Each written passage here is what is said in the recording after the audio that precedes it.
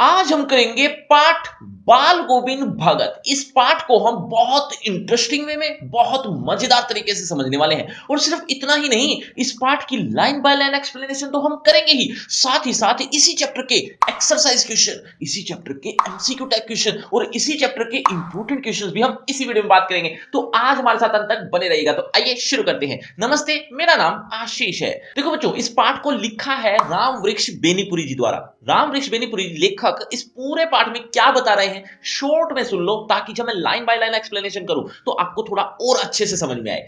इस पूरे पाठ में राम वृक्ष बेनीपुरी जी ने बाल गोविंद भगत के बारे में जिक्र किया है। और बाल गोविंद भगत है कौन, उसके बारे में बता देता हूं। लेकिन उससे पहले आपको दो चीजों के बारे में पता होना चाहिए। एक है गृहस्थ आदमी और एक होता है सन्यासी आदमी। दोनों में फर्क क्या है? गृहस्थ जीवन कौन सा होता है? गृहस्थ जीवन वो होता है जो अपने परिवार में रहता है, परिवार का निर्वाह करता है, परिवार में और भी जो सदस्य होते हैं उनकी चिंता करता है। जैसे फॉर एग्जांपल बाल बच्चे होते हैं, रिलेटिव्स होते हैं, इसी तरह से और भी दुनियादारी के झमेले होते हैं। बहुत कुछ होता है गृहस्थ जीवन में। मतलब वो कमाने भी जाता है, इस तरह से जब वो कमा कर आता है तो उसको घर का राशन की चिंता भी होती है, घर में जो बच्चे हैं पढ़ रहे हैं नहीं पढ़ रहे, इस तरह की माता पिता की भी चिंता, इस तरह से और भी बहुत सी चिंता रहती है। गृहस्थ जीवन में ऐसा होता है। दूसरी तरफ सन्यासी की बात करते हैं। जो सच्चे सन्यासी होते हैं वो इन चीजों की परवाह ही नहीं करते, इवन अपना घर ही त्याग देते हैं। घर में कौन जी रहा है, कौन मर रहा है, किसको भूख लगी है, किसको क्या चाहिए, इससे कोई परवाह नहीं होती।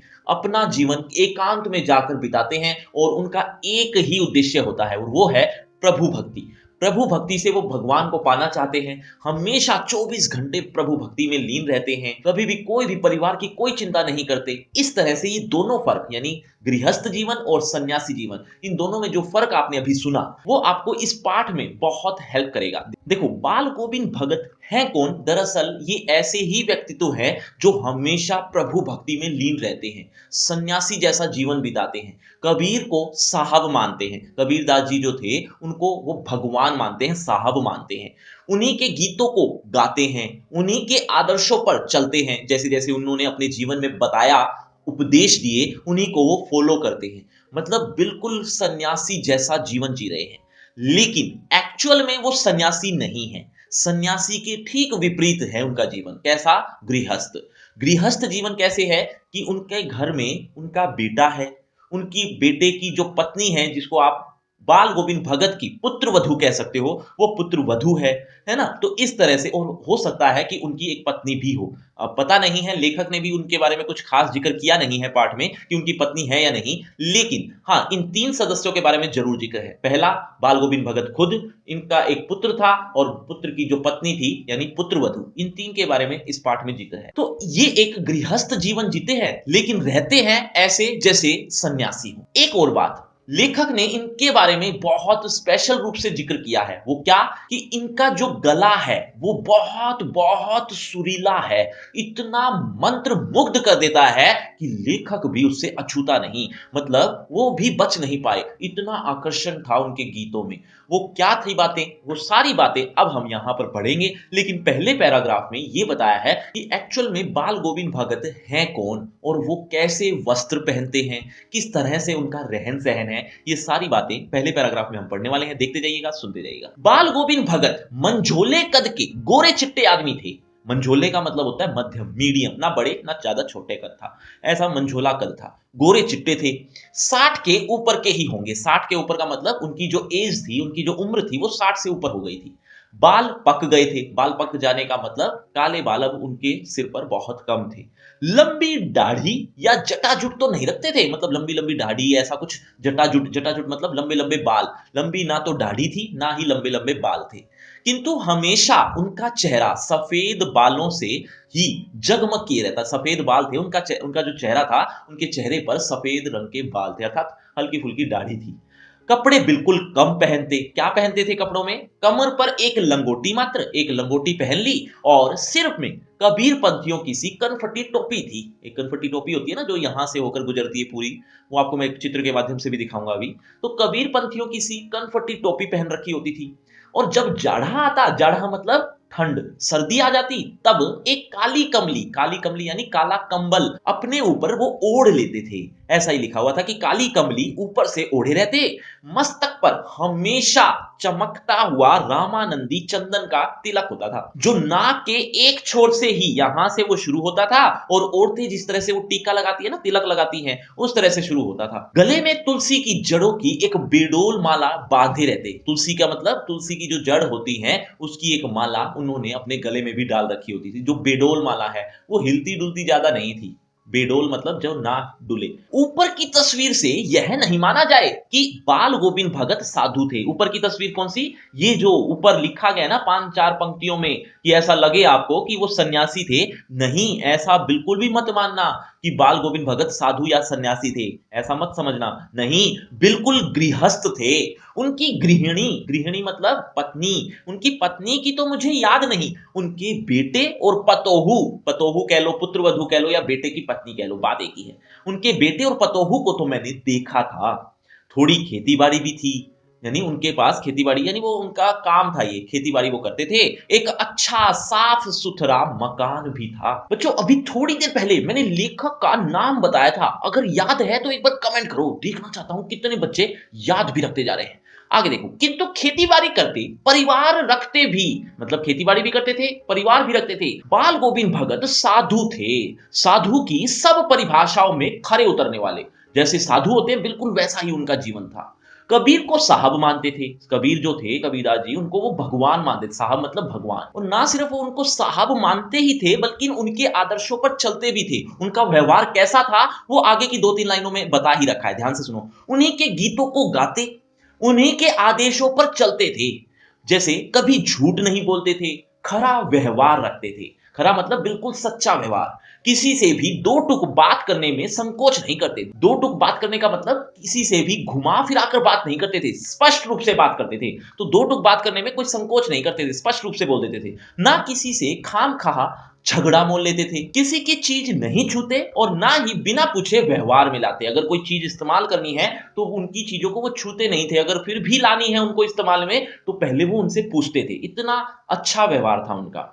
इस नियम को कभी कभी इतनी बारीकी तक ले जाते कि लोगों को कुतूहल होता। कुतूहल मतलब हैरानी, मतलब इन नियमों को वो इतनी बारीकी से फॉलो करते थे कि लोग हैरान हो जाते थे। कभी वह दूसरे के खेत में शौच के लिए भी नहीं बैठते। शौच मतलब टॉयलेट के लिए भी नहीं जाते थे। वह गृहस्थ थे, लेकिन उनकी सब चीज साहब की थी। साहब मतलब कबीर जी की थी। जो भी उनके घर में वस्तुएं थी वो सब भगवान कबीर जी को ही समर्पित थी। एक एग्जांपल से समझाता हूं कि जब वो खेती बाड़ी करते थे और खेती बाड़ी करने से जो भी फसल होती थी, फॉर एग्जांपल मान लेते हैं कि 4 मन गेहूं आ गया उनके फसल में, तो वो 4 मन गेहूं as it is Kabir ji को ही समर्पित कर देते थे। मतलब एक मंदिर था जो कि इतना पास नहीं था, उनके घर से काफी दूर था।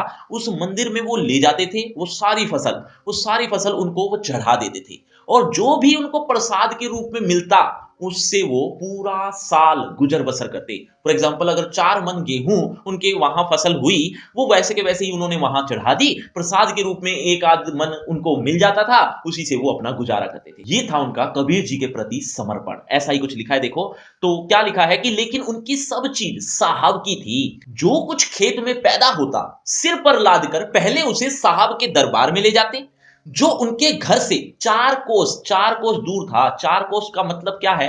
एक कोस में 3 से 4 किलोमीटर होते हैं। अब 4 कोस आप अंदाजा लगा दीजिए, इतनी दूर पर था वो साहब का दरबार। साहब का दरबार का मतलब कबीरदास जी का मंदिर। वही आगे लिखा हुआ था, वो समझाया हुआ है कि एक कबीरपंथी मठ से मतलब, ये जो साहब का दरबार है ना, ये कबीरपंथी मठ है। मठ मतलब मंदिर।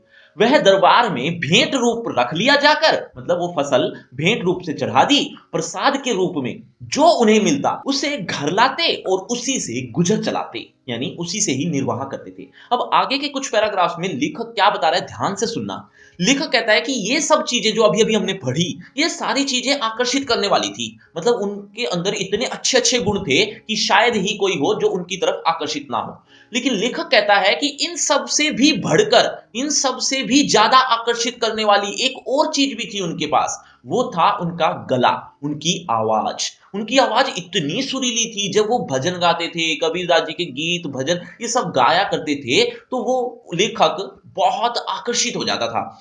अब लेखक आगे के कुछ पैराग्राफ में यही बता रहा है कि उनका गला कैसा था, उनकी गले की आवाज की विशेषताएं क्या-क्या थी और वो पूरे साल किस तरह से गीत गाते थे। पूरे साल का वो एक बाइफरकेट करता है कि शुरुआत में गर्मी की बताता है, गर्मी में वो किस तरह से गीत गाते थे, किस तरह से वो और कार्य करते थे। इसके अलावा जब थोड़ी बरसात के मौसम आ जाते थे, तब वो किस तरह के गीत गाते थे और क्या-क्या कार्य करते थे, खेतों में काम किस तरह से किया करते थे। इस तरह से सर्दी के समय में क्या हुआ करता था, वो पूरे साल का एक शेड्यूल बताता है बाल गोविंद भगत का। है सिर्फ इनमें यही बात कि उनका गला, उनकी आवाज इतनी सुरीली थी। बातें वही चलेंगी, बस सिचुएशन बदल जाएंगी। पहले गर्मी के बारे में बात करते हैं, फिर वो बरसात के बारे में, फिर वो कोहरे के बारे में यानी ठंड के बारे में, फिर बहुत उमस भरी जो गर्मी होती है उस समय। ये सारी बातें अब हम आगे आने वाले पैराग्राफ में पढ़ेंगे कि बाल गोविंद भगत इन सिचुएशंस में क्या-क्या करते थे। देखो, इन सब के ऊपर मैं तो मुग्ध था उनके मधुर गान पर, जो सदा सर्वदा ही सुनने को मिलते। कबीर जी के वे सीधे साधे पद जो उनके कंठ से निकलकर, कंठ मतलब गले से निकलकर सजीव हो उठते थे, मतलब जीते जागते स्पष्ट रूप से दिखने लग जाते थे। अब देखो, बाल गोविंद भगत आषाढ़ के महीने में क्या करते हैं। आषाढ़ क्या होता है, दरअसल हिंदू कैलेंडर के अनुसार आषाढ़ का एक महीना है, आपको पता होगा। ये आषाढ़ का महीना जून जुलाई में आता है, अंदाजा 15 दिन जून के और 15 दिन जुलाई के, लगभग ऐसा ही आषाढ़ का एक महीना होता है। आषाढ़ की रिमझिम है, रिमझिम मतलब बरसात आ रही होती है। समूचा गांव, ये एक माहौल, वातावरण क्या है, आसपास का एटमॉस्फेयर कैसा है, वो सारी बातें अब बता रहा है। देखो लेखक, समूचा गांव खेतों में उमड़ पड़ा है, यानी उतर पड़ा है का मतलब आ गया है। कहीं हल चल रहे हैं तो कहीं रोपनी हो रही है, हल भी चला रहे हैं, रोपनी भी कर रहे हैं। रोपनी मतलब खेतों में बीज बोया जा रहा है। धान के पानी भरे खेतों में, धान एक फसल का नाम है, आपको पता ही है। धान के पानी भरे खेतों में बच्चे उछल रहे हैं, मतलब पानी भरा हुआ है खेतों में तो बच्चे वहां पर खेल रहे हैं, उछल रहे हैं। औरतें कलेवा, कलेवा मतलब होता है नाश्ता लेकर, मेड़, मेड़ का मतलब होता है ऊंची जगह। अब ये कहां की ऊंची जगह, खेत की ऊंची जगह। तो औरतें नाश्ता लेकर मेड़ पर बैठी हैं। आसमान बादल से घिरा है, मतलब चारों तरफ बादल ही बादल, धूप का कहीं नाम नहीं। ठंडी पुरवाई चल रही है, पुरवाई का मतलब होता है हवा, ठंडी हवा चल रही है। ऐसे ही समय आपके कानों में एक स्वर तरंग झनकार सी कर उठी, मतलब एक आवाज, झनकार आ गई। ये झनकार, ये आवाज किसकी है, आप भी समझ गए होंगे, तो वहां के लोग भी समझ गए।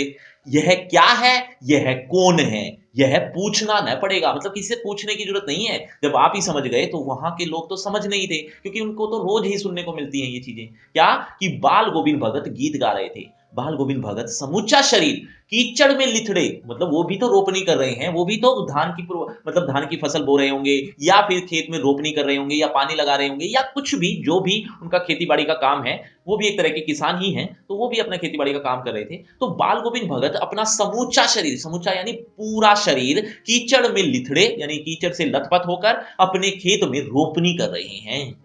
उनकी अंगुली एक एक धान के पौधे को, एक एक धान का जो पौधा होता है, वो पंक्तिबद्ध खेत में बिठा रही थी। मतलब पंक्तिबद्ध मतलब लाइन में लगा रहे थे वो, ऐसा आपने देखा होगा, पूरी लाइन में ही चलती है क्या, जो भी फसल उगाई जाती है, या कोई पेड़ पौधा भी अगर उगाया जाता है तो भी, अगर बहुत सारे उगाने तो वो लाइन में ही उगाए जाते हैं। चलिए आगे देखिए। उनका कंठ एक एक शब्द को संगीत के जीने, जीने मतलब होता है सीढ़ी, सीढ़ी पर चढ़ाकर कुछ को तो ऊपर, मतलब उनका जो एक एक शब्द था कंठ से निकल रहा था, मतलब वो गीत जो गा रहे थे, वो जो भजन गा रहे थे, उस भजन का जो एक एक शब्द था, वो संगीत की सीढ़ी पर चढ़कर कुछ तो वो स्वर्ग की ओर चले गए, कुछ शब्द तो, है ना, मतलब स्वर्ग की ओर, मतलब बहुत अच्छा गा रहे थे। कहने का मतलब वो यही था कि वो बहुत से कुछ ऐसे शब्द तो ऐसे थे जो स्वर्ग की ओर चले भी गए होंगे, और कुछ ऐसे शब्द थे जो वहां पर यानी खेतों में जो काम कर रहे लोग हैं उनके कानों में पड़ रहे थे। तो ऐसा ही कुछ लिखा है, देखिए। उनका कंठ, कंठ यानी गला, उनका गला एक एक शब्द को संगीत की सीढ़ी पर चढ़ाकर कुछ को तो ऊपर स्वर्ग की ओर भेज रहा था, और कुछ को इस पृथ्वी की मिट्टी पर खड़े लोगों के कानों की ओर। मतलब कुछ लोग तो वो वहां जो मौजूद थे वो तो सुन ही रहे थे, लेकिन शायद स्वर्ग में भी उनकी आवाज पहुंच रही होगी। बच्चे खेलते हुए झूम उठते हैं, मेड़ पर खड़ी औरतों के होंठ कांप उठते हैं, मतलब वो भी गा रही हैं। वे गुनगुनाने लगती हैं। हलवाओं, हलवाओं मतलब होता है जो हल चलाने वाले हैं, यानी किसान, किसानों के पैर ताल में उठने लगते हैं। क्यों? क्योंकि वो गा रहे हैं ना, तो एक तरह की नृत्य जैसा काम हो रहा है, नाचने लग रहे हैं। रोपनी करने वालों की जो अंगुलियां हैं, ये जो अंगुलियां काम कर रही थी, वो एक अजीब क्रम में चलने लगती है, मतलब लय के साथ चलने लगती हैं। बाल गोविंद भगत का ये संगीत है या जादू, मतलब ये जादू से कम नहीं था। अब बात आती है भादो महीने की। अभी तक तो हम पढ़ रहे थे जून जुलाई की। भादो महीना हिंदू कैलेंडर के अकॉर्डिंग अगस्त सितंबर में आता है। तो भादो का समय था, यानी अगस्त सितंबर का समय रहा होगा। वह अंधेरी, अंधेरी मतलब अंधेरा छा गया था। अधरतिया, अधरतिया के दो मीनिंग होते हैं। अधरतिया का मतलब होता है काबू में ना हो, एक तो ये होता है, और दूसरा अर्थ होता है आधी रात। तो हम आधी रात को ले लेते हैं यहां पर। तो आधी रात हो चुकी थी, बहुत अंधेरी रात थी, है ना। अभी थोड़ी ही देर पहले मूसलाधार वर्षा खत्म हुई है। अब आगे की 5-4 पंक्तियों में भी लेखक यही कह रहा है कि ये ऐसा समय था जब मूसलाधार बरसात हुई है, और थोड़ी ही देर पहले बिजली की कड़क, मतलब बहुत तेज आवाज आ रही थी बिजली के कड़कने की, इसके साथ साथ और भी बादलों की गरजने की भी। लेकिन उस समय तो शायद आपके कानों में बाल गोविंद भगत के स्वर सुनाई ना दिए हों, तब तो हो सकता है, क्योंकि इतनी तेज आवाज थी बिजली की, बादलों की। लेकिन अब तो वो बीत चुकी है, वो आवाज बंद हो गई है। अब ये जो मेंढक टर-टर कर रहे हैं और तितलियों की झनकार की जो आवाज है, वो तो बहुत कम है। वो अब बाल गोविंद भगत की आवाज को रोक नहीं पाएंगे, उनकी आवाज को दबा नहीं पाएंगे। तो अब तो बाल गोविंद भगत की आवाज सुनाई देगी ही। यही बात लिखी हुई है, देखो। बादलों की गरज, बिजली की तड़प में आपने कुछ नया सुना हो सकता है, किंतु अब झिल्ली की झनकार, झिल्ली का मतलब होता है तितली, तितली की झनकार, या फिर दादरों, दादरू का मतलब होता है मेंढक, मेंढक की टर्टर बाल गोविंद भगत के संगीत को अपने कोलाहल में, कोलाहल मतलब होता है शोर, शोर में डुबो नहीं सकती। ये आवाजें टर्टर और झनकार, ये बाल गोविंद भगत की आवाज को दबा नहीं पाएंगी। उनकी खंजड़ी डिमक डिमक बज रही है, और वो क्या गा रहे हैं वो भी लिखा हुआ है, क्या लिखा हुआ है, और वे गा रहे हैं, गोदी में प्यवा चमक उठे सकिया, चिहक उठे ना। दरअसल ये एक भजन है। अब इस भजन का अर्थ भी लिखा है आगे, क्या कहा है, ये जो गोदी में पियवा और चिहुक उठे ना, यहां तक जो लिखा है, इसका अर्थ ये है कि हाँ, पिया तो गोद में ही है, किंतु वह समझती है वह अकेली है। अब ये इसका अर्थ है। अगर आपको ऊपर और नीचे का जानना है तो पूरा भजन आपको सुनना पड़ेगा, तो आपके लिए इतना इंपॉर्टेंट नहीं है ये चीज, बस आप ये समझ लीजिए कि ये एक भजन है और इसका ये अर्थ था। ये अर्थ आगे भी लिखा है, क्या लिखा है कि चमक उठती है, चिहुक उठती है, मतलब वो खुश हो जाती है। ये किसी की बात हो रही है भजन में, उसकी बात हो रही थी। लेकिन फिलहाल इस चित्र में देखिए, ये एक बाल गोविंद भगत हैं, जैसा आप देख रहे हैं। ये कनपटी टोपी है, जैसा मैंने कहा था, मैं आपको दिखाऊंगा। ये उनके हाथ में खंजड़ी है, जो वो बजाते हैं अक्सर, एक वाद्य यंत्र कह सकते हो इसको। और उनके आसपास जो आसपास के लोग हैं, गांव के जो लोग हैं, वो भी इनकी मंडली में शामिल हो जाते हैं, क्योंकि इनकी आवाज ही इतनी अच्छी है। लोग बहुत आनंद लेते हैं, लोग इनके पीछे पीछे गाते हैं, जो ये गाते हैं उनके पीछे पीछे ये भी गाना शुरू कर देते हैं। अच्छा बच्चों, अभी अभी थोड़ी देर पहले मठ का मतलब मैंने बताया था। देखना चाहता हूं कितने बच्चे याद भी रखते जा रहे हैं, एक बार जल्दी से कमेंट करो। आगे देखो, उसी भरे बादलों वाले भादों में, यानी भादो मतलब मैंने अभी थोड़ी देर पहले ही बताया था, अगस्त सितंबर का जो महीना होता है, तो उसी भरे बादलों वाले भादों की आधी रात में उनका यह गाना अंधेरे में अकस्मात कौन उठने वाली बिजली की तरह किसे न चौंका देता। मतलब ऐसा कौन होता जो चौंक नहीं पाता, इतनी आधी रात को भी वो गा रहे हैं, ये हैरानी भरी बात थी। तो कौन ऐसा होगा जो चौंकेगा नहीं। तो ऐसा ही कुछ लिखा था कि बिजली की तरह, जैसे बिजली में अंधेरी रात में भी कोई बिजली चमक जाए तो जैसे लोग चमक उठते हैं, एकदम से हैरान हो जाते हैं, एकदम से घबरा जाते हैं, डर जाते हैं, कौंध जाते हैं, वैसे ही लोग बाल गोविंद भगत का गाना सुनकर उस टाइम पर चौंक गए। अरे अब सारा संसार निस्तब्धता में सोया है, मतलब निस्तब्धता का मतलब होता है चुप्पी, शांति, शांति में सो रहा है। बाल गोविंद भगत का संगीत जाग रहा है, मतलब वो तो गाए जा रहे हैं, जगा रहा है। मतलब बाल गोविंद भगत का संगीत जाग भी रहा है और लोगों को जगा भी रहा है। तेरी गठरी में लागा चोर, मुसाफिर जाग जरा, ये भी एक भजन है।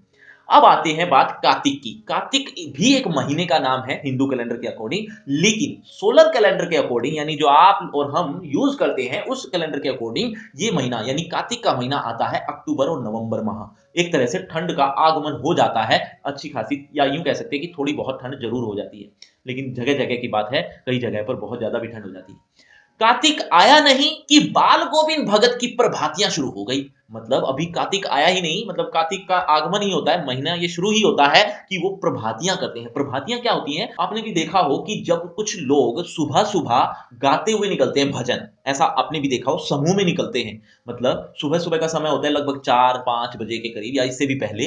तो वो प्रभातियां ही कहलाती हैं। तो जो बाल गोविंद भगत हैं वो भी सुबह सुबह प्रभातियां निकालते हैं और निकालते हुए बहुत अच्छे अच्छे भजन गाते हैं। वही बात लिखी हुई है क्या कि बाल गोविंद भगत की प्रभातियां शुरू हो जाती हैं इस समय, जो फागुन तक चला करती हैं। फागुन भी एक महीने का नाम है, जो फेब मार्च यानी फरवरी और मार्च का जो महीना होता है इस समय में आती है। इन दिनों वह सवेरे ही उठते, ना जाने किस वक्त जगकर वह नदी, अभी अभी मैंने बताया ना कि वो प्रभातियां निकालते हैं सुबह सुबह के समय में भजन, लेकिन उससे पहले वो स्नान के लिए भी जाते हैं। और उनके स्नान करने का भी तरीका बता देता हूं, मतलब एक पूरा डेली रूटीन उनका क्या होता है कि सुबह सुबह जब वो स्नान करने के लिए जाते हैं तो वो घर पर ही स्नान नहीं करते। एक नदी बहती है 2 मील दूर, उनके घर से 2 मील दूर हो एक नदी बह रही है, लगभग आप मान सकते हो कि 3-4 किलोमीटर, 3-4 किलोमीटर दूर नदी जो बह रही है वहां पर वो स्नान करने के लिए जाते हैं। स्नान करके जब वो वापस आते हैं तो वो प्रभातियों की तैयारी करते हैं, प्रभातियां निकालते हैं। और आगे क्या बता रखा है वो भी बताएंगे, लेकिन जितना समझाया वो पढ़ लेते हैं। न जाने किस वक्त जग कर वह नदी स्नान को जाते, गांव से 2 मील दूर। और ये ऐसा हर रोज करते, और ऐसा एक भी दिन ऐसा ये नहीं सोचते कि आज ठंड ज्यादा है, आज गर्मी है, आज बरसात ज्यादा है, ऐसा कुछ नहीं। ये उनका डेली रूटीन का काम था। वहां से नहा धोकर लौटते और गांव के बाहर ही पोखरे के ऊंचे भिंडे पर, भिंडे मतलब होता है चोटी यानी ऊंची जगह पर जाकर, पोखरे का मतलब होता है तालाब, तालाब के पास में ही कोई ऊंची जगह है, वहां पर जाकर बैठ जाते और अपनी खंजड़ी लेकर जा बैठते। खंजड़ी आपको अभी अभी मैंने बताया था, दिखाया भी था, इसको खंजड़ी कहते हैं। और अपने गाने टेरने लगते, टेरने मतलब गाने लगते। मैं शुरू से ही देर तक सोने वाला हूं, मतलब लेखक अक्सर लेट ही सोते हैं, मतलब ज्यादा जल्दी वो सोया नहीं करते। किंतु एक दिन माघ की उस दात, माघ मतलब एक तरह का जनवरी का महीना कह सकते हो, जनवरी का महीना था, इतनी भयंकर ठंड थी। उस ठंड के दिन में देखो क्या स्थिति है, ठंड के दिन में जहां दांत किटकिटा रहे हैं यानी बहुत भयंकर सर्दी है, उस समय में भी वो पोखरे पर जाकर, पोखरे मतलब तालाब के पास जाकर खंजड़ी बजा रहे हैं। इतना डेडिकेशन था उनका, है ना। किंतु एक दिन माघ की उस दांत किटकिटाने वाली भोर, भोर मतलब सुबह, सूर्योदय के समय में दांत किटकिटाने वाली भोर में भी उनका संगीत मुझे पोखरे पर ले गया। मतलब वो बहुत लेट सोते थे, लेकिन उस समय वो दिन ऐसा था कि वो जल्दी उठ गए, क्योंकि उनका संगीत इतना आकर्षित था। तो वो पोखरे पर ही चले गए, यानी तालाब के पास ही चले गए। अभी आसमान के तारों के दीपक बुझे नहीं थे, मतलब अभी अच्छी तरह से सुबह हुई भी नहीं थी, अभी हल्की हल्की अंधेरी रात थी जिसमें आसमान में तारे चमक रहे थे। हाँ, पूरब में लोही लग गई थी। पूरब में लोही मतलब पूर्व दिशा से जब सूर्य उगता है तो लोही, लोही मतलब लालिमा आ जाती है ना, जैसा आप चित्र में देख रहे हैं इस तरह से। तो ऐसा ही कुछ हो गया था। तो हाँ, पूरब में लोही लग गई थी जिसकी लालिमा को शुक्र तारा और भी ज्यादा बढ़ा रहा था, यानी उसकी सुंदरता को और ज्यादा बढ़ोतरी कर रहा था। खेत, बगीचा, घर, सब पर कुहासा छा रहा था। कुहासा मतलब कोहरा, सब तरफ कोहरा ही कोहरा, धुंध ही धुंध थी। ये एक एटमॉस्फेयर समझो, इमेजिन करो, ऐसा एटमॉस्फेयर था उस समय। बाल गोविंद भगत क्या कर रहे हैं, ध्यान से सुनना। सारा वातावरण अजीब रहस्य से आवृत मालूम पड़ता था। सारा वातावरण ऐसा था, अजीब रहस्य जैसे छुपा हुआ हो। उस रहस्यमय वातावरण में एक कुश की चटाई पर, एक तरह की चटाई पर, पूर्व मुंह में मतलब पूर्व मुंह किए हुए, पूर्व दिशा में मुंह कर ली, और काली कंबली ओढ़े, कंबली मतलब कंबल, काला कंबल ओढ़कर बाल गोविंद भगत अपनी खंजड़ी लिए बैठे थे, है ना। अब आगे क्या करते हैं, मतलब वो गा भी रहे हैं, ध्यान से सुनना। उनके मुंह से शब्दों का तांता लगा है, यानी शब्दों का अंबार, यानी वो गाए चले जा रहे हैं। उनकी अंगुलियां खंजड़ी पर लगातार चल रही है, मतलब खंजड़ी को वो बजा रहे हैं। गाते गाते इतने मस्त हो गए, इतने मस्त हो जाते थे कई बार तो, और इतने सरूर में आते कि उत्तेजित हो उठते, यानी इतनी ज्यादा एक्साइटमेंट, उत्तेजित मतलब एक्साइटमेंट, इतनी एक्साइटमेंट आ जाती कि मालूम होता, ऐसा लगता था कि अब खड़े हो जाएंगे, खड़े होकर गाएंगे। कमली तो बार बार सिर से नीचे सरक जाती, क्योंकि कमली तो वैसे ही ओढ़ रखी थी, तो जब वो गा रहे थे, मस्त हो रहे थे, तो कमली तो बार बार सरक ही रही थी, मतलब उनको ठंड की भी परवाह नहीं थी उस समय। और होती भी कैसे, क्योंकि जब काम में लोग व्यस्त होते हैं ना किसी काम में, और पूरा ध्यान उसी में होता है, उस समय ठंड लगती नहीं है। इवन कई बार तो पसीने भी आ जाते हैं, जैसे मुझे आ रहे हैं। खैर आगे देखते हैं। इतने सुरूर में आते, उत्तेजित होते कि मालूम होता अब खड़े हो जाएंगे। कमली तो बार बार सिर से नीचे सरक ही जाती। मैं जाड़े से, जाड़े यानी ठंड से कपकपा रहा था, किंतु तारे की छांव में भी उनके मस्तक के श्रम बिंदु, श्रम बिंदु मतलब पसीने की बिंदु, पसीने की बूंद जब तक चमक ही पड़ते, यानी उनके माथे पर पसीने की बूंदें आ रही थी उस ठंड में भी। अब अगले पैराग्राफ में गर्मियों की बात की जा रही है कि बिल्कुल भयंकर गर्मी होती उस समय, मतलब बहुत उमस भरी गर्मी में भी जब उनका गाना सुनने को मिलता था ना, तो वो जो उमस थी वो सब दूर हो जाती थी।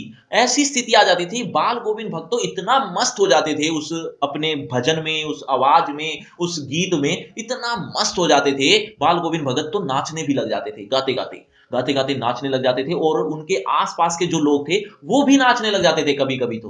और जो भी वो खुद गाते, वो जो उनकी प्रेम मंडली थी, या यूं कह लो कि उनके मंडली में जो और लोग थे, गांव के आसपास के लोग, वो दोहराते तिरहाते, मतलब उनके पीछे पीछे वो भी गाते थे। ऐसा ही कुछ लिखा हुआ है, देखिएगा।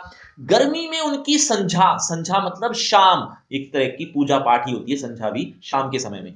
तो गर्मियों में उनकी संझा कितनी उमस भरी शाम को न शीतल करती, मतलब उमस भरी शाम भी शीतल हो जाती थी। शीतल मतलब ठंडी। अपने घर के आंगन में आसन जमा बैठते, मतलब आसन लगाकर वो बैठ जाते थे घर में ही। गांव के उनके कुछ प्रेमी भी जुट जाते, यानी उनके आसपास के जो उनको पसंद करते थे वो भी आ जाते थे। तो खंजड़ियों और करतालों की भरमार हो जाती थी। एक पद बाल गोविंद भगत कह जाते, उनकी प्रेम मंडली उसे दुहराती तिरहाती, जैसे आप प्रेयर में करते हो ना, बच्चे आगे जो प्रेयर में फ्रंट में होते हैं वो एक लाइन बोलते हैं, बाकी बच्चे उसको रिपीट करते हैं, या 3 बार भी बोल देते हैं कई बार। धीरे धीरे स्वर ऊंचा होने लगता, एक निश्चित ताल, एक निश्चित गति से। उस ताल स्वर के चढ़ाव के साथ श्रोताओं, श्रोताओं मतलब सुनने वाले, जो आसपास के जो लोग थे, तो चढ़ाव के साथ श्रोताओं के मन भी ऊपर उठने लगते, यानी वो भी मस्त हो जाते थे। और धीरे धीरे मन तन पर हावी हो जाता, मतलब अब मन रहने नहीं दे रहा तन को, तन को ऐसा नहीं चाह रहा कि तन बैठा रहे, वो मन हावी हो जाता तन पर। क्या करता, होते होते एक क्षण ऐसा भी आता कि बीच में खंजड़ी लिए बाल गोविंद भगत नाच रहे हैं, और उनके साथ ही सबके तन और मन नृत्यशील हो उठते, मतलब वो खुद तो नाचते ही, लेकिन आसपास के जो लोग हैं वो भी एक तरह से नाचने लग जाते थे, उनके जो मन थे वो तो नाचते ही थे। सारा आंगन नृत्य और संगीत से ओतप्रोत हो जाता, ओतप्रोत मतलब भर जाता था। इससे, आंगन नृत्य से और संगीत से, इन दो चीजों से। बच्चों याद हो तो बताना कि नदी में जब वो स्नान करने जाते थे, वो नदी कितने मील दूर थी, ये एक बार जल्दी से कमेंट करके बताओ, देखना चाहता हूं कितने बच्चे अभी तक भी सचेत होकर सुन रहे हैं।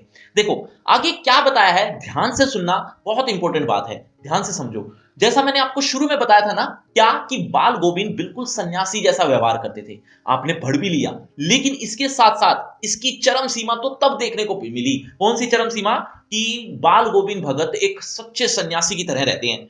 ये हुआ ये कि उनका एक बेटा था, जो मैं पहले ही बात कर चुका हूं, उनका बेटा मर गया, किसी भी कारणवश लगा लो।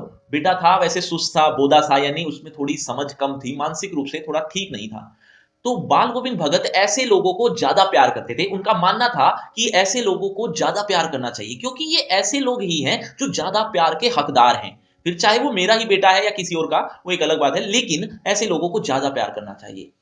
अब ज्यादा प्यार तो वो करते ही थे, लेकिन एक दिन उनका बेटा मर गया। अब बाल गोविंद भगत की जगह कोई भी होता तो वो बहुत रोता कलपता, है ना, क्योंकि उनका बेटा मर गया है, तो ऐसी स्थिति उत्पन्न हो ही जाती। लेकिन बाल गोविंद भगत तो बिल्कुल साधु की तरह रहते हैं, मतलब उनको कोई भी दुख नहीं हुआ। क्यों? क्योंकि उनको लगता है कि आज तो ये उत्सव मनाने का दिन है। कैसा?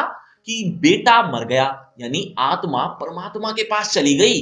तो आत्मा और परमात्मा का तो मिलन का दिन है ये, आत्मा और परमात्मा का मेल हुआ है, तो ये तो उत्सव मनाने का दिन है, ये तो हर किसी के साथ होना है। वो तो मतलब सामान्य ही थे, बल्कि नाच रहे थे, गा रहे थे, उत्सव मनाने के लिए कह रहे थे। दूसरी तरफ पुत्र वधू, यानी बेटे की पत्नी बहुत रो रही थी।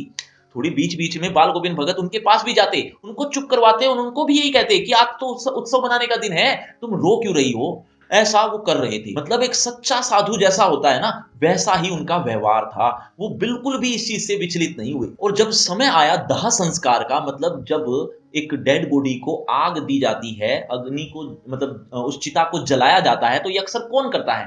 दरअसल जब बेटा मरता है तो पिता करता है, और पिता मरता है तो बेटा ये काम करता है। लेकिन बाल गोविंद भगत सामाजिक मान्यताओं पर विश्वास नहीं करते थे, वो उनको मानते ही नहीं थे। उन्होंने क्या किया, अपनी पुत्र वधु से अग्नि दिलवाई। मतलब ये अकेला ऐसा उदाहरण नहीं था जिससे पता चले कि वो सामाजिक मान्यताओं को नहीं मानते, और भी बहुत से, जैसे कि बेटे की मौत पर रोए नहीं बल्कि उत्सव मना रहे थे, तो ऐसे और भी। और साथ ही साथ जब बेटा मरा तो गीत भी गा रहे थे। मतलब ऐसा नहीं है कि आज उन्होंने गीत नहीं गाए, भजन नहीं गाए, आज तो वो और ज्यादा तल्लीनता से और ज्यादा मस्ती में होकर जैसे डेली रूटीन में गाते हैं वैसा ही वो आज भी कर रहे हैं। तो ऐसा ही कुछ लिखा है, देखिए, बाल गोविंद भगत की संगीत साधना का चरम उत्कर्ष मतलब हाई लेवल उस दिन देखा गया जिस दिन उनका बेटा मरा। इकलौता बेटा था वह, कुछ सुस्त और बोदा सा था, मतलब थोड़ा मस्तिष्क से वो ठीक नहीं था, किंतु इसी कारण बाल गोविंद भगत उसे और भी मानते। उनकी समझ में ऐसे आदमियों पर ही ज्यादा नजर रखनी चाहिए या प्यार करना चाहिए, क्योंकि ये निगरानी और मोहब्बत के ज्यादा हकदार होते हैं। बड़ी साध से, मतलब बड़ी इच्छा के साथ उसकी शादी कराई गई, यानी बेटे की शादी भी कराई। पतोहू बड़ी ही सुभग और सुशील मिली थी। सुभग का मतलब होता है सुंदर, आकर्षक, ऐसी बहू थी, सुशील थी, अच्छा व्यवहार था उसका। उसका अच्छा व्यवहार कैसे पता चला, अभी आगे वाली लाइन से पता चल जाएगा। घर की पूरी प्रबंधिका, मतलब घर के सारे काम उन्होंने संभाल लिए थे, एक तरह की मैनेजर वो खुद बन गई थी, सब कुछ मैनेज कर लेती थी, घर के पूरे काम। घर की पूरी प्रबंधिका बनकर भगत को, यानी बाल गोविंद भगत को बहुत कुछ दुनियादारी से निवृत्त कर दिया था। निवृत्त मतलब होता है आजाद, फ्री कर दिया था उसने। उनका बेटा बीमार है, इसकी खबर रखने की लोगों को कहां फुर्सत, मतलब उनका बेटा जब बीमार हुआ लोग देखने तक भी नहीं आए, कहां फुर्सत है किसी को। लेकिन हाँ, जब मरा बेटा तब तो लोगों ने फुर्सत निकाल ही ली, ऐसा ही लिखा हुआ है। किंतु मौत तो अपनी ओर सबका ध्यान खींच कर ही रहती है। हमने सुना बाल गोविंद भगत का बेटा मर गया। कुतूहलवश यानी हैरानीवश, हैरानीजनक रूप से उनके घर गया, देखकर दंग रह गया, यानी हैरान रह गया। क्या देखकर, कि बेटे को आंगन में एक चटाई पर लिटाकर एक सफेद कपड़े से ढांक रखा है, यानी डेड बॉडी को। वह कुछ फूल तो हमेशा ही रोकते रहते थे, यानी फूल तो उनके पास होते ही थे, उन फूलों में से कुछ तोड़कर उस पर बिखरा दिए हैं। फूल और तुलसी दल भी, यानी फूल भी बिखरा दिए और तुलसी के पत्ते या समूह, तुलसी के पत्ते मान लो, तुलसी के पत्ते भी वहां आसपास बिखरा दिए। सिरहाने एक चिराग जला रखा था और उसके सामने जमीन पर ही आसन जमाए गीत गाए चले जा रहे हैं। मतलब आज भी गीत गा रहे हैं, ऐसा नहीं है कि आज उनका बेटा मर गया है तो वो गीत नहीं गाएंगे। वही पुराना स्वर, वही पुरानी तल्लीनता, मतलब ऐसा ही जैसा डेली रूटीन में करते हैं वो। घर में पतोहू रो रही है, जिसे गांव की स्त्रियां चुप करवाने की कोशिश कर रही हैं, किंतु बाल गोविंद भगत गाए जा रहे हैं। हाँ, गाते गाते कभी कभी पतोहू के नजदीक भी जाते और उसे रोने के बदले उत्सव मनाने को कहते। उत्सव क्यों कहते, कि आत्मा परमात्मा के पास चली गई है।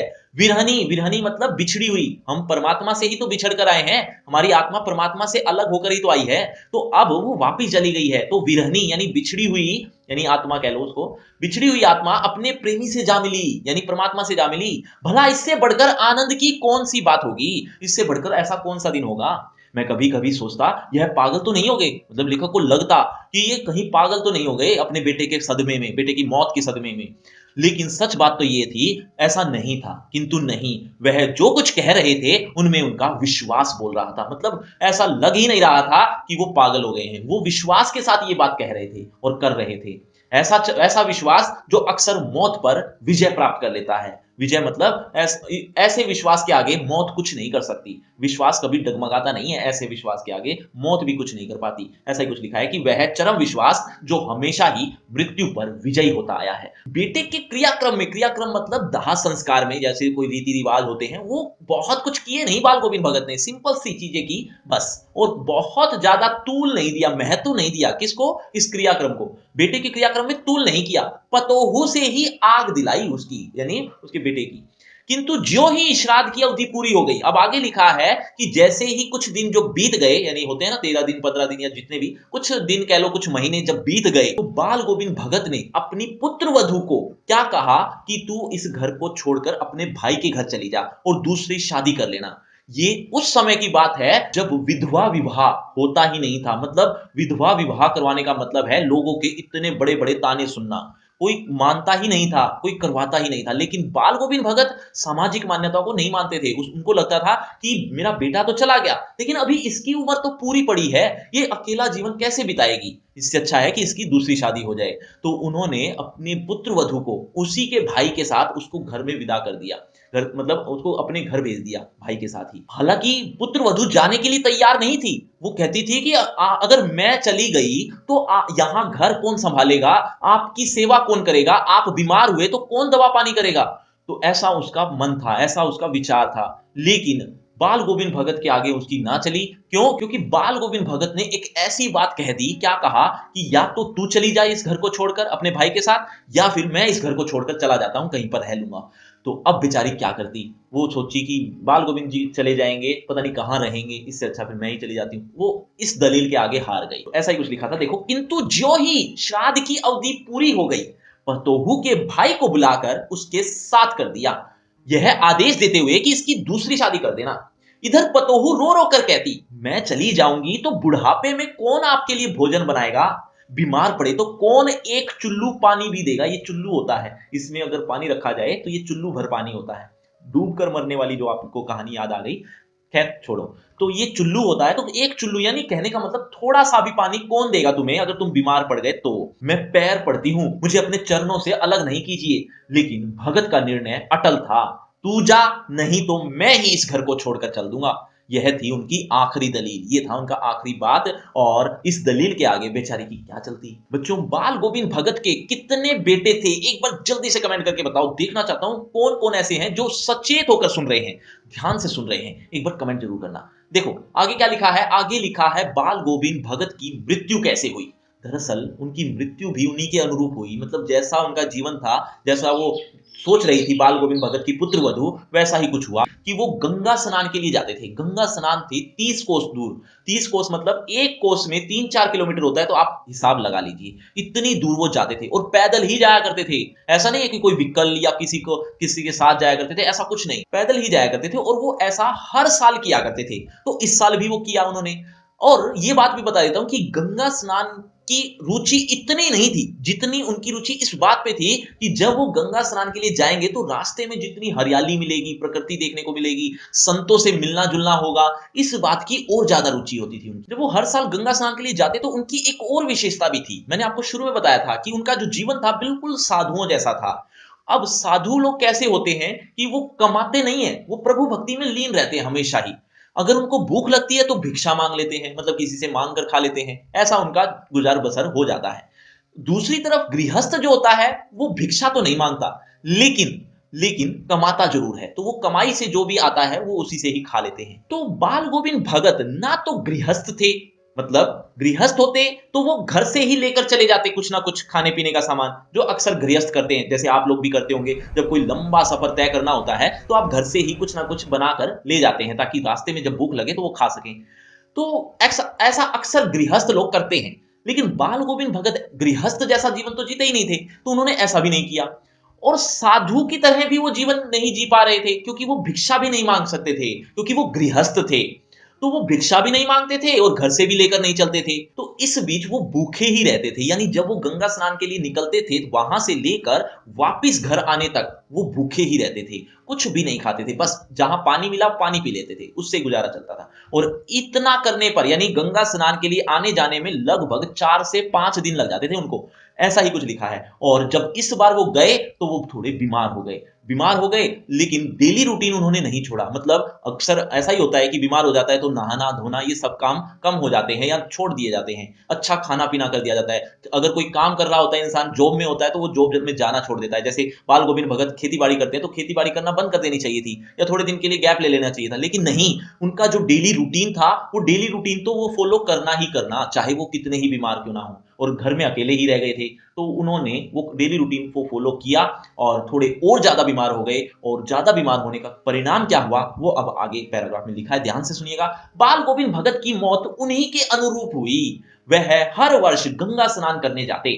स्नान पर उतनी आस्था नहीं रखते, स्नान में उतनी आस्था नहीं थी जितना संत समागम में, यानी संतों से मिलने में और लोक दर्शन पर थी। इतनी रुचि तो इनमें थी। लोक दर्शन मतलब आसपास के लोगों को देखना, आसपास की हरियाली को, प्रकृति को देखना, ये सब काम। पैदल ही जाते। करीब 30 कोस पर गंगा थी। साधु को संबल लेने का क्या हक? मतलब साधु लोग संबल लेकर तो जाते नहीं, मतलब संबल वही जो मैंने आपको एग्जांपल समझाया था कि अक्सर गृहस्थ लोग कुछ खाने पीने का सामान घर से ले जाते हैं, तो वो संबल लेने का हक तो वो था ही नहीं उनका, क्योंकि उनका जो जीवन था साधु जैसा था।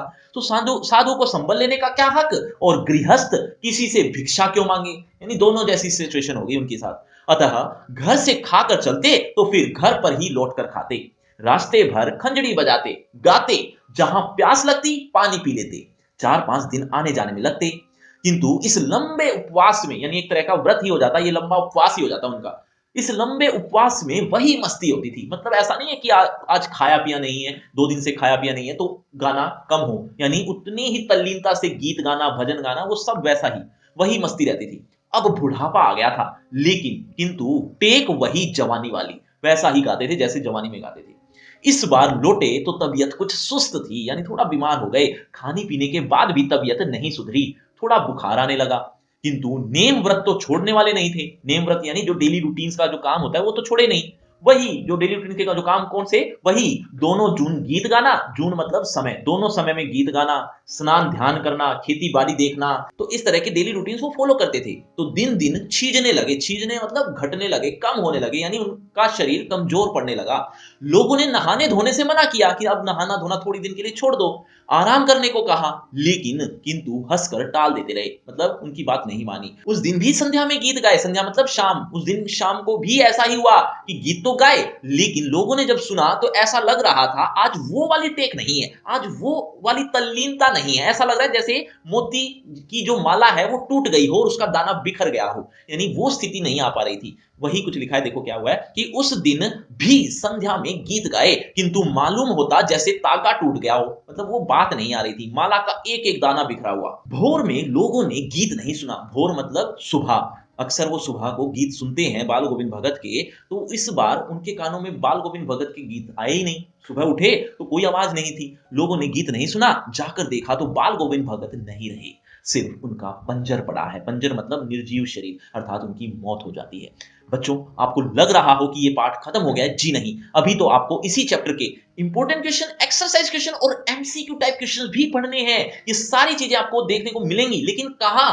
लिंक मिलेगा आपको डिस्क्रिप्शन बॉक्स में सबसे ऊपर। लिंक का नाम रखा है free crash course for 10th class. कुछ इस तरह से जैसा आप देख रहे हैं, ये सारी चीजें देखने को मिल जाएंगी इसी चैप्टर से रिलेटेड। लेकिन लेकिन लेकिन लेकिन उससे पहले होगा आपका इसी चैप्टर से रिलेटेड एक छोटा सा टेस्ट। देखना चाहता हूं इस चैप्टर को आपने कितने अच्छे से समझा। अगर आप इस चैप्टर को अच्छे से समझ चुके हो तो आप देखें जरा किसने कितना पढ़ा। पहला प्रश्न आपकी स्क्रीन पर ये रहा, बाल गोविंद भगत की आयु कितनी थी? बच्चों, हर प्रश्न के बाद आपको 5 सेकंड मिलेंगे आंसर देने के लिए। आप अपना आंसर कमेंट करते रहना, एंड में देखना चाहता हूं किसके कितने आंसर ठीक हुए। बाल गोविंद भगत की आयु कितनी थी? आपके ऑप्शन, ऑप्शन ए 50 वर्ष, ऑप्शन बी 60 वर्ष से अधिक, ऑप्शन सी 70 वर्ष, ऑप्शन डी 80 वर्ष। आपके 5 सेकंड, 5 4 3 2 1 0। सही उत्तर है ऑप्शन बी 60 वर्ष से अधिक। चलिए बच्चों, अगले प्रश्न की तरफ। अगला प्रश्न, बाल गोविंद कबीर को क्या मानते थे? आपके ऑप्शन, ऑप्शन ए साहब, ऑप्शन बी गुरु, ऑप्शन सी शिष्य, ऑप्शन डी मित्र। 5 4 3 2 1 0। सही उत्तर है ए साहब। चलिए बच्चों, अगले प्रश्न की तरफ। अगला प्रश्न आपकी स्क्रीन पर, लेखक बाल गोविंद भगत की किस विशेषता पर अत्यधिक मुग्ध था? मुग्ध मतलब आकर्षित। आपके ऑप्शन, ए पहनावे पर, बी भोजन पर, सी मधुरगान पर, डी व्यवहार पर। आसान सा क्वेश्चन है। 5 4 3 2 1 0। सही उत्तर है सी मधुर गान पर। अगला प्रश्न, अगला प्रश्न आपकी स्क्रीन पर ये रहा, लेखक ने लोही किसे कहा है? लोही का अर्थ बताना एक बार जल्दी से। ओढ़ने वाले कपड़े को, ऑप्शन बी प्रातःकाल की लालिमा को, सी तारों भरी रात को, डी चांदनी रात को। ध्यान से सोचकर जवाब देना। 5 4 3 2 1 0। सही उत्तर है बी प्रातः काल की लालिमा को। तो बच्चों, ये है आपका रिपोर्ट कार्ड, ध्यान से देख लीजिए, पढ़ लीजिए, और हाँ, आपके टोटल मार्क्स कितने हैं ये कमेंट करना मत भूलना। और आपकी क्लास से रिलेटेड एक फ्री क्रैश कोर्स आ गया जो कि बिल्कुल फ्री है। लिंक आपको डिस्क्रिप्शन बॉक्स में सबसे ऊपर मिल जाएगा। इस पेज में आपको सब कुछ मिलेगा A to Z, वो भी एक ही पेज पर। तो इस कोर्स को देखना मत भूलना। और अगर आपको मुझसे बातचीत करनी है तो सभी सोशल मीडिया के लिंक डिस्क्रिप्शन बॉक्स में है, आ जाइए बातचीत करते हैं। शुक्रिया, धन्यवाद।